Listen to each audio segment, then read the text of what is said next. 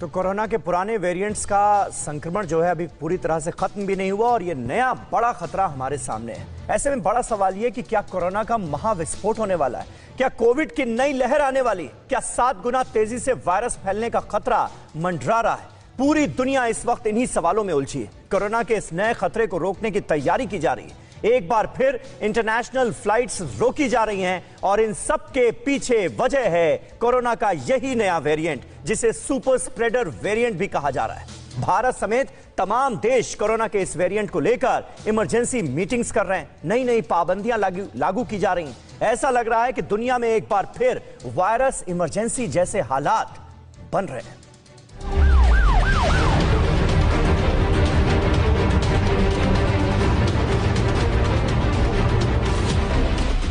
Killer corona के प्रकोप से अभी दुनिया उबरी भी नहीं, मास्क लोगों के चेहरे से उतरा भी नहीं और दहशत जहन से नहीं निकली कि कोरोना के नए स्ट्रेन ने पूरी दुनिया में अलार्म बजा दिया।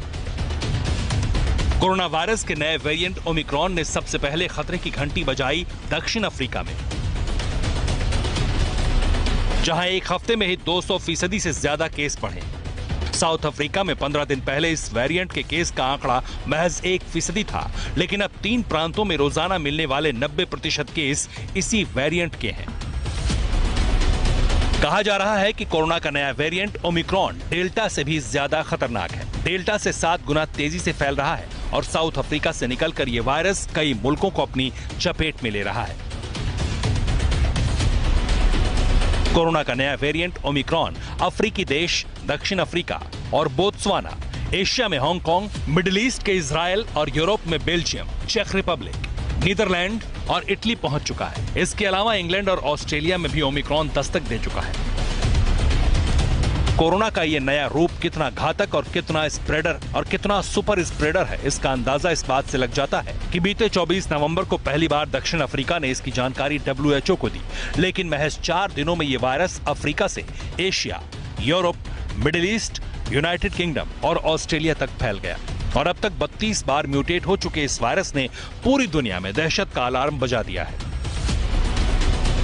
दक्षिण अफ्रीका में अब तक इस वेरिएंट से संक्रमित 99 मरीज मिले हैं, जबकि 990 संदिग्ध केस हैं। नीदरलैंड में इस वेरिएंट से संक्रमित 13 मरीज मिले हैं। बोत्सवाना में 6 केस कंफर्म है और 9 संभावित हैं। इंग्लैंड, हांगकांग और ऑस्ट्रेलिया में 2-2 कंफर्म केस मिले हैं। इटली, बेल्जियम और चेक रिपब्लिक में इसके 1-1 मरीज हैं। इसके अलावा इजराइल में ओमिक्रॉन वेरिएंट से 1 व्यक्ति संक्रमित मिला है और 7 केस संदिग्ध हैं। लिहाजा WHO ने भी पूरी दुनिया के तमाम मुल्कों को इस सुपर स्प्रेडर के खिलाफ एकजुट होकर लड़ने की सलाह दी। Work together with affected countries or globally to work scientifically to fight this variant and to understand more about it so that we know how to go about. The more COVID-19 circulates, the more opportunities this virus has to change, to mutate and develop different forms. It is essential that we all continue to work to reduce the circulation of COVID-19.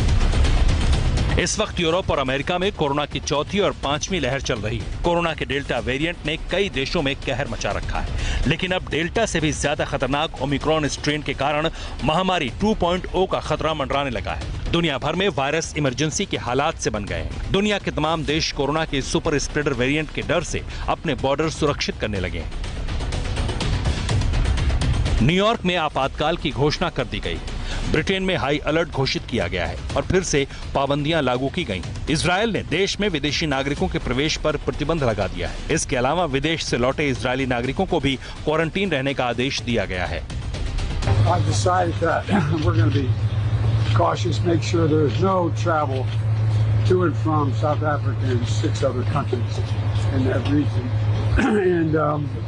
except for American citizens who are able to come back.